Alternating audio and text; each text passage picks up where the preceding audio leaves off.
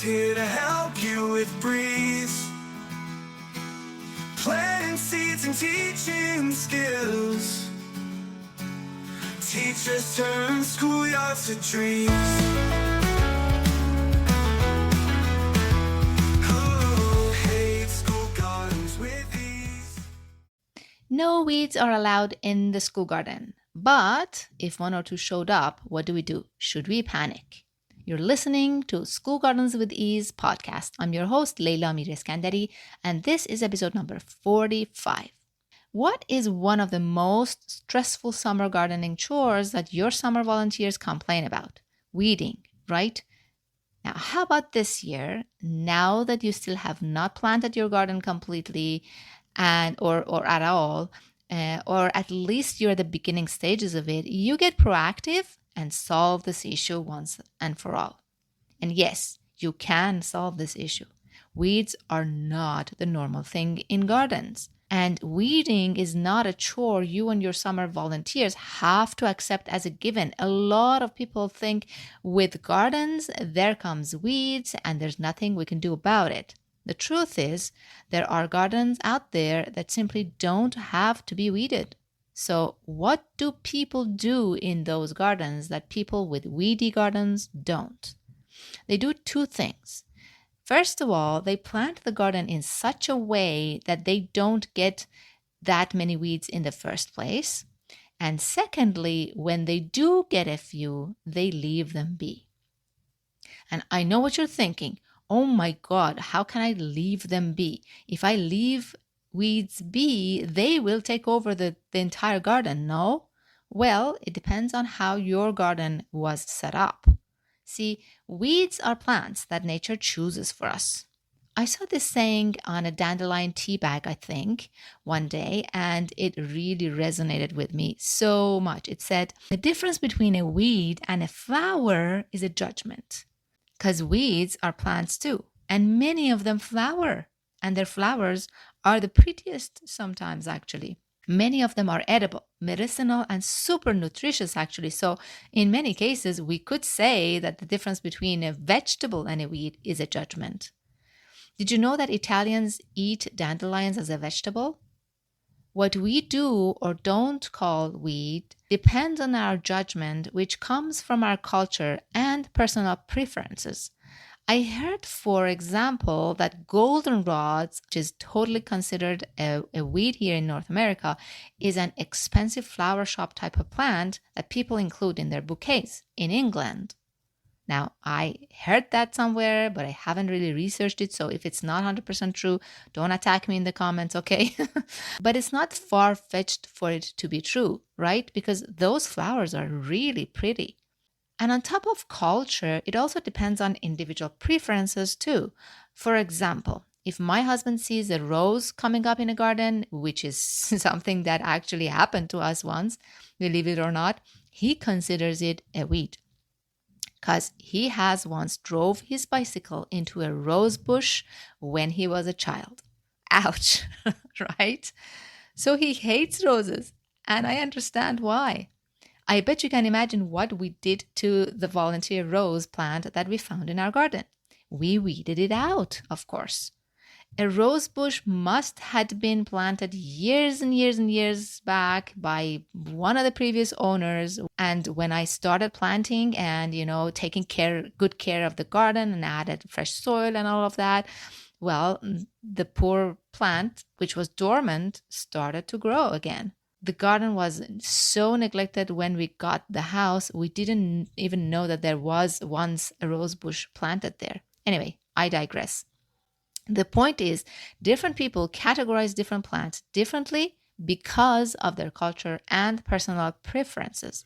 Another common but usually wrong perception about weeds is that they hurt other plants. In many cases, the truth is the exact opposite.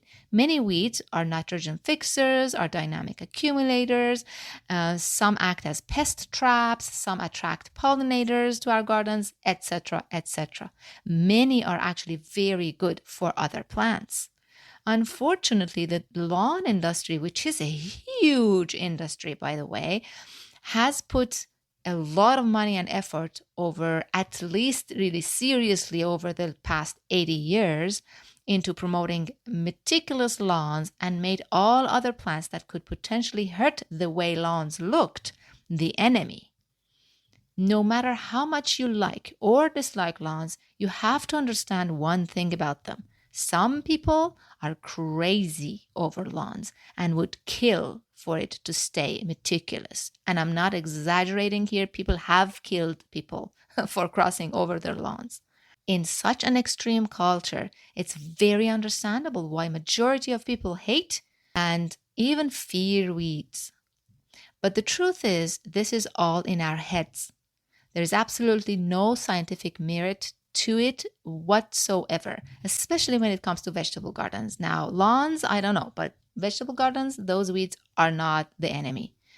Now, of course, we don't like it when we come back to school in the fall and we see more weeds than vegetables. This is upsetting, I understand, because the purpose was to grow vegetables, not dandelions. So let's talk about why that happens, though. Right? Why do plants that we didn't plant come to our garden and start growing? Who plants them? Mama Nature does. And she doesn't do it to bother us. She does it because we didn't do a good job. Bare soil is a no-no when it comes to Mother Nature's book. Because when soil is bare, it's exposed to harsh sunlight, gusts of wind, gets washed away by rain, and it loses its life. It gets eroded. And that's very costly in nature's book, because soil is not a naturally renewable resource. Did you know that? It takes over 500 years for 1 inch of soil to be made in nature. And covering it with plants is nature's way of protecting its precious soil that it worked on so hard for centuries. Now, I know that your garden soil wasn't actually made by nature. It was probably made through a, speeded up man-made process, which is great. We should do more and more of that. But that's the topic of another episode. I'm just trying to make sure you understand why nature plants weeds. So weeds are good. It's better to have weeds than to have bare soil. Bare soil loses its life very, very quickly, and you don't want that for your garden soil. The good news is, if you make sure that your garden is covered, you'll get a lot less weeds, guaranteed, because nature doesn't need to plant for you. My favorite thing to cover the soil with is plants. You got to plant in such a way that every square inch of your garden soil is covered. I teach you how in the weeds module of my school gardens with almost no summer maintenance class, because it's spacing, that you have to consider and all of that. But as a general rule, plant, and cover the ground with as much of your choices of plants as possible. Because if you don't, then nature will, and she will not ask for your opinion because she is the boss. And for any inch of your garden that you didn't plant, you've got to cover it with mulch. Now, all that is assuming that all weeds are planted by nature after you plant. But we all know that that's not the case, because some weeds are already there in your garden soil in form of dormant plants, in form of seeds from last year's and all of that. And a lot of them actually grow faster than your plants do. So by the time your cultivated plants cover the soil, weeds could be taken over already. I teach you how to fix that problem in the weeds module of my class 2, and we dig into it, and I give you step-by-step PDF guides, all the techniques that you need to know about, etc. in the class. I can't do that obviously here because it needs a lot more time than this episode allows us. If you're interested in the class, the link is in the show notes. But I'm going to say one thing though, sheet mulching. Go look it up. It's my favorite permaculture technique for eliminating weeds. I hope this helps. I will talk to you next week in another episode.